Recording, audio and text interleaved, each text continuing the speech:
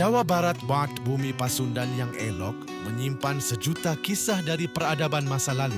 Di antara rimbunnya alam, terukir jejak-jejak kerajaan Sunda, sebuah kerajaan besar yang pernah berjaya, menyimpan kearifan dan legenda tak terhingga. Mari kita menelusuri peninggalan-peninggalan abadi ini, menguak cerita yang berbisik dari balik waktu. Pertama, kita menyambangi Candi Cangkuang di Garut, sebuah situs Hindu unik yang berdiri kokoh di tengah danau. Legenda mengisahkannya sebagai tempat bersemayamnya Arif Muhammad, seorang penyebar Islam yang bijaksana. Ia mendirikan candi ini sebagai simbol toleransi, mengajarkan harmoni di antara keyakinan yang berbeda, sebuah pelajaran yang relevan hingga kini. Beranjak ke utara, situs Batu Jaya di Karawang membentangkan hamparan reruntuhan Candi Bata.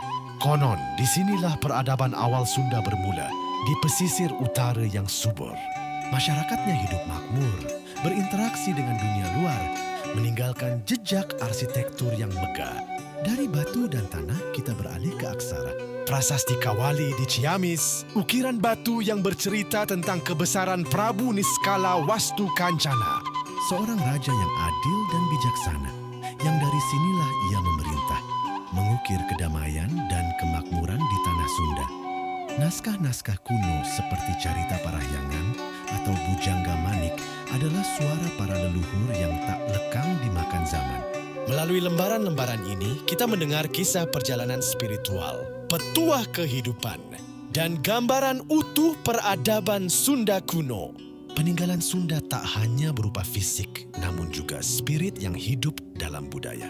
Wayang golek, boneka kayu yang mengisahkan epik Ramayana dan Mahabharata menjadi medium dakwah dan hiburan.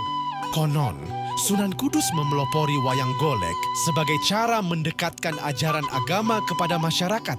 Alunan merdu gamelan degung mengiringi langkah kita.